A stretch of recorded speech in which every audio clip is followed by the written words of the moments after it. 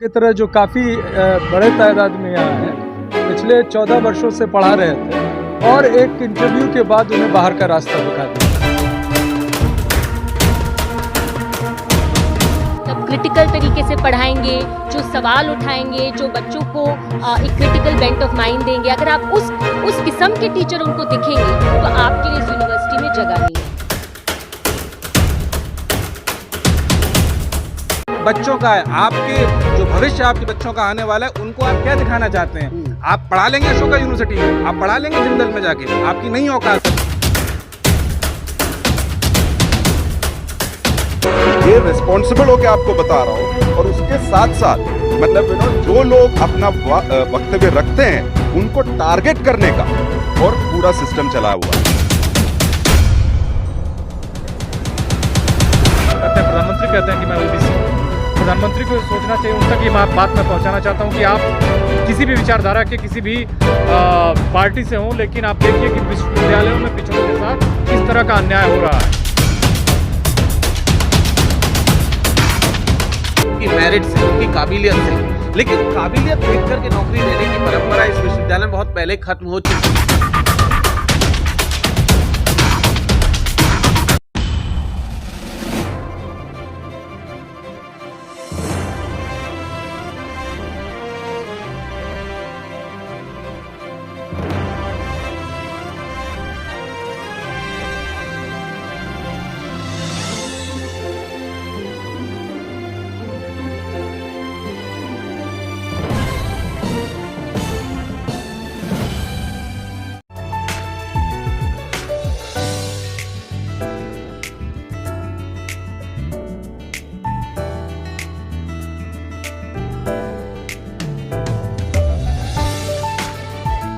आप देख रहे हैं सोशल मीडिया। मैं आज प्रोफेसर रतनलाल जी के आवास पर हूं और जिस प्रकार से 2 दिन से एक खबर ट्रेंडिंग में बनी हुई है कि प्रोफेसर लक्ष्मण यादव को एक इंटरव्यू के बाद में कॉलेज से बाहर का रास्ता दिखा दिया।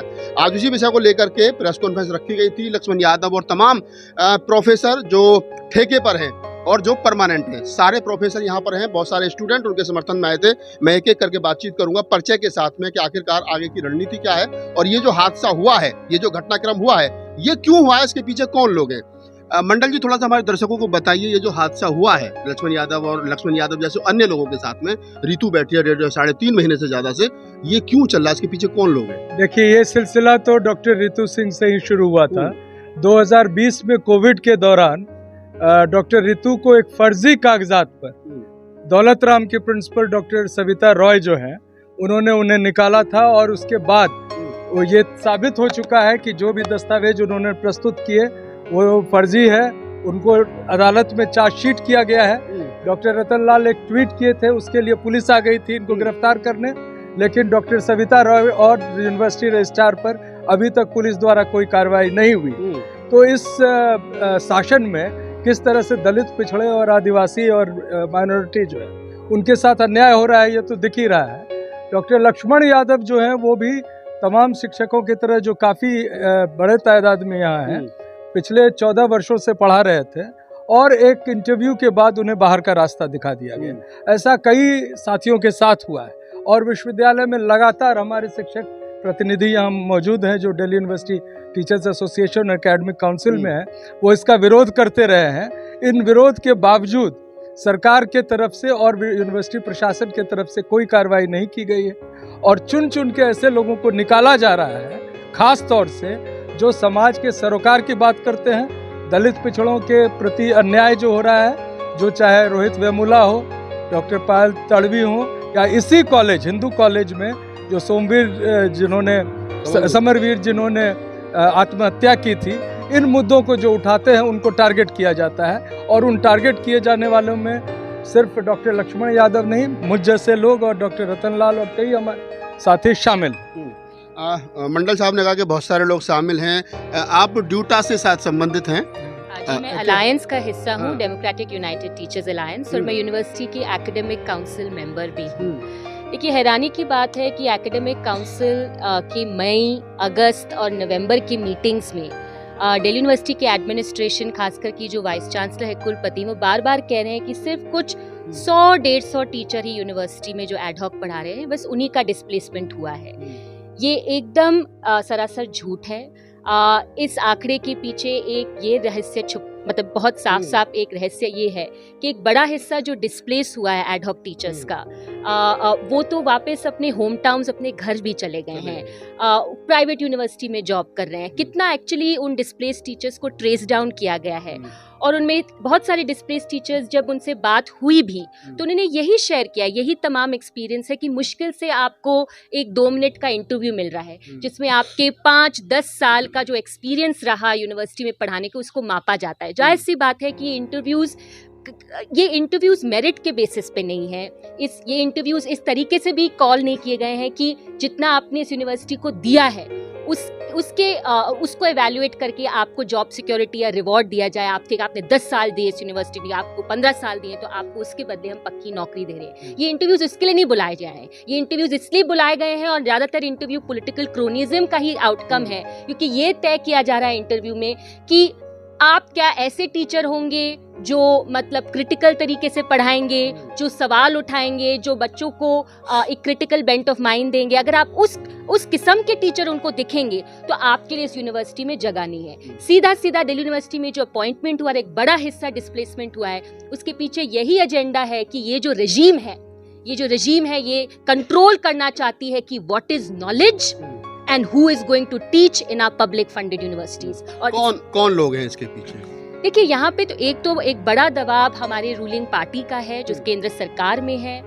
हमारे राइट विंग के जो ग्रुप्स हैं उनका एक बहुत बड़ा यहाँ पे गेम प्लान चल रहा है, और जो इन्हीं से संबंधित जो टीचर्स ग्रुप्स हैं वो इस पूरे खेल में शामिल हैं। और talent, merit, good teachers, teaching experience, सारी चीजों को एकदम डस्टबिन में डाला जा रहा है और ये पॉलिटिकल क्रोनिज्म का ही खेल खेला जा रहा है। क्या नाम है सर आपका? मयंक यादव। कहाँ पढ़ाते हैं? मैं पढ़ाता नहीं हूँ, मैं वकालत करता हूँ। वकालत करते हैं और मैं इसी यूनिवर्सिटी से जुड़ा रहा हूँ, यहीं से मैंने लॉ किया है। और स्थिति इतनी खराब हो चुकी है कि यूनिवर्सिटी पूरी तरह बर्बादी के कगार पे है। बर्बादी के कगार पे नहीं बल्कि बर्बाद की जा चुकी है। और जहाँ तक लक्ष्मण यादव या और उनके जैसे जो टीचर्स हैं जिनको डिस्प्लेस किया गया है, ये पूरी तरह से एक पॉलिटिकल वेंडेटा का पार्ट है। उनके ऊपर इस तरह की कसर निकाली जा रही है क्योंकि वो लोग मुखर हैं। आज मुझे लोगों के नाम बताइए, ऐसे कोई 10 लोगों के नाम मुझे बता दिए जाएं जिन्होंने सरकार की नीतियों की मुखालफत की है, जिन्होंने आरक्षण पे बोला है, जिन्होंने जाति के मसले को उठाया है, जिन्होंने सांप्रदायिकता के विरोध में बोला है, या जिन्होंने लैंगिक न्याय के बारे में आवाज उठाई हो। और ऐसे 10 लोगों के मुझे नाम बता दिए जाएं जिनका परमानेंट अपॉइंटमेंट हुआ हो। अब सिर्फ अपॉइंटमेंट का एक मानक रह गया है कि शाखा के मृग बन जाइए जाके और वहाँ पे लाठियाँ भांजिए जाके, या फिर जो शाखा मृगों के जो उनके लीडर्स हैं उनके आप पादुकाएं उठा के चरण पे अपने सर पे ढोइए जाके। इसके अलावा कोई मानक नहीं बचा हुआ है। यूनिवर्सिटी पूरी तरह से बर्बाद हो चुकी है और इसका आलम, और ये जो लोग जहां तक आवाज पहुंच रही हो, ये पब्लिक इंस्टीट्यूशंस हैं। ये इन्हीं की वजह से आप आज देश के पास में कितने इंस्टीट्यूशन बचे हैं? 2, 4, 5, 10 आप नाम गिला लेते हैं, उसके अलावा आपके पास कुछ नहीं बचा हुआ है। और ये भी इनका असर आपको देखने को मिलेगा जब 5, 6, 7, 8 साल बाद ये जो इनकॉम्पिटेंट टीचर्स भरे गए हैं जिनको रिसर्च के बारे में ABCD नहीं पता है, उसके साथ साथ जो PhD एडमिशन हो रहे हैं उसमें भी वही लोग भरे जा रहे हैं जिनको पता ही नहीं है कि रिसर्च मेथोडोलॉजी क्या होता है, क्या क्वांटिटेटिव डाटा होता है, क्या क्वालिटेटिव डाटा होता है, क्या कुछ। मतलब इतनी बेइंतहाई हो चुकी है कि बोलने के लिए कुछ बचा नहीं है, क्या क्या कहाँ बोला जाए। अब ये सवाल यहाँ से उठ के आप लोगों के बीच जनता तक पहुँचना चाहिए, क्योंकि इनकी नौकरी चली गई है, ये अपना कुछ कर रहेंगे, खा कमा लेंगे, इतने सक्षम है, 14 साल पढ़ाया है तो इनके पास इतनी क्षमता है कि इनको कोई भी संस्थान रख लेगा, ये अपनी रोजी रोटी चला लेंगे। लेकिन सवाल आपका है, आपके बच्चों का है, आपके जो भविष्य आपके बच्चों का आने वाला है, उनको आप क्या दिखाना चाहते हैं? आप पढ़ा लेंगे अशोका यूनिवर्सिटी में, आप पढ़ा लेंगे जिंदल में जाके, आपकी नहीं औकात है, मैं आप खुल के कह रहा हूँ, आप नहीं पढ़ा पाएंगे। 40,000 रुपए महीने की आपकी तनख्वाह है, आपकी औकात से बाहर है। शब्द शायद आपको गलत लग रहा हो लेकिन ये सच्चाई है, आप नहीं पढ़ा पाएंगे। आपके लिए पब्लिक इंस्टीट्यूशन है, अगर ये पब्लिक इंस्टीट्यूशन बचेंगे ही नहीं तो आप क्या करेंगे? जो हालत आपकी, आप 40,000 भी कमा रहे हैं, आपके बच्चे उस लायक भी नहीं बचेंगे। तो कृपया इन चीजों का संज्ञान लें और कुछ सुधार और कुछ गुंजाइश कुछ बची है थोड़ा बहुत, उसके लिए अपने कदम आगे बढ़ाएं। सर आप बताइए थोड़ा सा, जिस प्रकार से वकील साहब ने सारी चीज़ें बताई कि इस प्रकार से तो यूनिवर्सिटी का भगवाकरण किया जा रहा है। हमें मालूम चला कि आज जो यूनिवर्सिटी उसमें RSS की शाखाएं लगाई जा रही हैं। ऐसे में शिक्षा संस्थानों में RSS की शाखा लगाना, जाति देख करके मुखर होकर के जो प्रोफेसर बोल रहे हैं उन लोगों पर कार्रवाई करना, उनको परमानेंट नहीं करना, उनको बाहर कर देना, कहीं ना कहीं गलत है, कहीं प्रॉपर सैफ्रनाइजेशन जो चल रहा है वो काफी सालों से चल रहा है। और इस बार जो मतलब ये पहले जब मुरली मनोहर जोशी के टाइम पे भी कोशिश किया गया था, लेकिन इस बार जो हुआ है 2014 के बाद, देखिए 2016 में देश की कैंपसेस है, मतलब कैंपस से यहाँ पे मतलब सरकार को चुनौती मिलेगी, वो आईआईटी में हो, पेरियार अंबेडकर सर्कल से हो, या एफटीआई से हो, या जादवपुर के स्टूडेंट से हो, या जामिया जेएनयू डीयू के स्टूडेंट से हो। तब इन्होंने देखा कि मतलब जो हायर एजुकेशन का प्रोजेक्ट में, हायर एजुकेशन में अभी भी परमानेंट नौकरी में और संस्थाओं में बहुत सारे राइट विंग के लोग हैं, जबकि उनका सरकार नहीं चल रहा था, क्योंकि मतलब जो एक रिलेटिव मेरिट का कंसेप्ट के हिसाब से लोगों का मोर और लेस अपॉइंटमेंट फेयर होता था, और मतलब उतना लंबा समय तक आपको वेट नहीं करना था, 2-3 साल में अपॉइंटमेंट होता था। और अब वो 2009 के बाद मतलब ये सिस्टम पूरा बिगड़ गया, और उसका फायदा उठा रहे हैं राइट विंग के लोग। और राइट विंग के लोग का मतलब आप देखिए यूआर में और एससी एसटी ओबीसी और पीडब्ल्यूडी में और ईडब्ल्यूएस में ये इतने कैटेगरी में अपॉइंटमेंट होता है, और अपॉइंटमेंट का अब हालात ऐसे हो गया है, मैं एक परमानेंट टीचर होकर मैं ये बात बोल रहा हूँ आपके साथ, और डूटा का इलेक्टेड मेंबर हूँ, और उस हिसाब से मैं ये बोल सकता हूँ यूआर का सीट का मतलब कनेक्शन या social capital plus ideological affiliation से काम हो रहा है, सुनने में आ रहा है। लेकिन समूह का सबसे पिछड़ा या मतलब सबसे लाइक अनफेयर सिचुएशन से गुजरने वाला पीडब्ल्यूडी हो, या पीडब्ल्यूडी का टीचर को भी मतलब डिस्प्लेस किया गया। ईडब्ल्यूएस का तो सर्टिफिकेट सबको पता है, बहुत सारे टीचर्स का फ्रॉड बना के यहाँ पे अपॉइंटमेंट किया गया है। ये रिस्पॉन्सिबल होके आपको बता रहा हूँ। और उसके साथ साथ मतलब जो लोग अपना वक्तव्य रखते हैं उनको टारगेट करने का और पूरा सिस्टम चला हुआ है। लक्ष्मण का तो केस उसमें आता है, लेकिन लक्ष्मण से पहले भी जहां पे हम आज खड़े हैं, यहाँ पे डॉक्टर समरवीर का मतलब खुदकुशी के बाद भी ये लोग मतलब लाइक अपना तरीका नहीं बदला है। बार बार ये बोलता जा रहा है कि हमारा तो यहाँ पे बहुत कम डिस्प्लेसमेंट हुआ है, लेकिन पहले तो ये बोलूं डिस्प्लेसमेंट बहुत ज्यादा हुआ है, और उसमें से कुछ 20% लोगों को दूसरे कॉलेज में अकोमोडेट किया जा रहा है, वो भी आइडियोलॉजिकली कन्वीनियंट है। तब ये वाला सिचुएशन है। अल्पसंख्यकों को, एससी एसटी ओबीसी के टीचर्स को मतलब पैसा देने के लिए भी मजबूर करने का मतलब लाइक न्यूज मिल रहा है, और उसके बारे में खुद टीचर्स ने फेसबुक और पब्लिक फोरम में लिखा है, और ये वाला सिचुएशन हम देख रहे हैं। तो और एक दो लोगों से बात कर लेते हैं। क्या नाम है आपका? मेरा नाम डॉक्टर संदीप यादव। कहाँ पढ़ाते हैं? मैं दिल्ली यूनिवर्सिटी में पढ़ाता हूँ। ये जो पूरा प्रकरण हुआ है, जो आपने वहाँ भी पीसी भी सुनी और तमाम लोगों को सुना, आप एक as a professor, as a teacher कैसे देखते हो? अगर यही हालात रहे तो एससी एसटी ओबीसी और माइनॉरिटी के स्टूडेंट्स हों चाहे टीचर हों, उन लोगों के लिए तो परमानेंट दरवाजे बंद करने की कोशिश की जा रही है। एक्चुअली मैं दिल्ली विश्वविद्यालय में एसोसिएट प्रोफेसर हूँ, प्रोफेसर के लिए एलिजिबल हो गया हूँ। इससे पहले मैं भारत के 2 और विश्वविद्यालयों में परमानेंट फैकल्टी के रूप में पढ़ा चुका हूँ। भारत में लक्ष्मण यादव को मैं व्यक्तिगत तौर पे जानता हूँ, ये मेरे जूनियर हैं और बहुत ही प्रतिभाशाली हैं। इसमें कहने में मुझे गुरेज इसलिए नहीं है क्योंकि आप देखिए व्यक्ति को किसी भी विश्वविद्यालय में सामान्य परिवार से आकर इनके पास कोई कल्चरल सोशल कैपिटल नहीं थी, ना ही कोई कैपिटल थी। इन्होंने ठीक कहा अपने प्रेस कॉन्फ्रेंस में कि अगर ये निकाल दिए जाते और अभी तक पीएचडी नहीं होते और उससे पहले विश्वविद्यालय में नहीं पहुंचते तो सही में भैंस चराते, गाय चराते या क्या करते, गुजरात में काम करते, कहीं और काम करते। भारत में मंडल कमीशन के लागू होने से पहले नौकरियों में रिप्रेजेंटेशन 5% था बैकवर्ड्स का। क्लास 1 की नौकरियां तो छोड़ दीजिए, अभी भी 20% है, और आबादी बिहार में 63% है, अभी देश में 60% होगी। 60 लोगों को कितना नौकरियां मिल रही हैं? 20। और उसमें लक्ष्मण यादव जो प्रतिभाशाली हैं, 96 का इनका, इस तरह का मुझे नहीं लगता है कि किसी भी विषय में पूरे दिल्ली विश्वविद्यालय में किसी का होगा।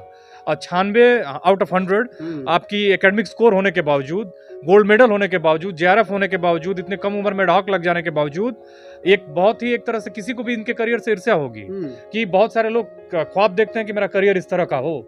इसके बावजूद ये क्लासिक केस है, मैंने ट्विटर पर लिखा था। क्लासिक केस इसलिए है कि इतने प्रतिभाशाली युवा को आप अगर विश्वविद्यालय से निकाल रहे हैं तो विश्वविद्यालयों को ज्ञान का कब्रगाह बना रहे हैं। और ज्ञान, जब आप ज्ञान का कब्रगाह तैयार करते हैं तो आप विश्व गुरु नहीं बन सकते हैं, विश्व गुरु जरूर बन सकते हैं। विश्व गुरु जिससे कि हर कोई घृणा करेगा। 1-2 गुरु होते हैं ना, पशु होते हैं। तो आपको ये तय करना होगा कि क्या आप बनाना चाहते हैं, आप कहाँ ले जाना चाहते हैं इस देश को। ये मामला ओबीसी लोग कहते हैं, प्रधानमंत्री कहते हैं कि मैं ओबीसी हूँ। प्रधानमंत्री को सोचना चाहिए, उन तक ये बात मैं पहुँचाना चाहता हूँ कि आप किसी भी विचारधारा के, किसी भी पार्टी से हों, लेकिन आप देखिए कि विश्वविद्यालयों में पिछड़ों के साथ किस तरह का अन्याय हो रहा है, किस तरह के अत्याचार किए जा रहे हैं। जो 20% नौकरियां पाने लायक हैं, क्रिमिनल एयर की वजह से बहुत सारे पढ़ नहीं पाते हैं। जो पढ़ सकते हैं उनके साथ क्या हो रहा है, ये आप बात वहां तक पहुंचाइए। उनको जानने की जरूरत है, समझने की जरूरत है कि अगर हम अपनी प्रतिमाओं से, इजराइल 93 लाख की आबादी वाला देश है, दुनिया में अमेरिका के बाद सबसे ज्यादा पेटेंट कराता है। न्यूजीलैंड की आबादी 50 लाख है, वर्ल्ड कप में सेमीफाइनल में भारत को हराते हराते रह गया। ऑस्ट्रेलिया की आबादी 2.5 करोड़ है, उसने भारत की 142 करोड़ वाली आबादी वाले देश की क्रिकेट कप वर्ल्ड कप में हराया। आप पता करिए, इंग्लैंड 6.5 करोड़ का आबादी वाला देश है, पूरी दुनिया को किस आधार पर बनाया उसने? एलिजाबेथ क्वीन थी वहां की, उसने ज्ञान के आधार पर पूरी दुनिया को गुलाम बनाया, उपनिवेश बनाया। अगर आप अपनी प्रतिभाओं को दबाएंगे, खत्म करेंगे, उनको कुचलेंगे, तो आपका देश बेरोजगारों का देश होगा, ऐसी ऐसी बुराइयों का देश होगा जहां देश रसातल में जाएगा। बिल्कुल बिल्कुल। जितेंद्र मीणा हमारे साथ हैं। ये जो पूरा प्रकरण हुआ है, जिस प्रकार से आप पहले दिन से इसको देख रहे हैं, लक्ष्मण यादव को तो शायद मैं व्यक्तिगत रूप से काफ़ी लंबे समय से भी जानता हूं उनको लगता है, आपको लगता है कि ये मुखर होके बोलना, जाति पर बोलना, मनुवाद पर बोलना, पूरा मतलब एक तरीके से देश भर में एक बड़ी फैन फॉलोइंग हो जाना, नुकसान का हुआ उससे?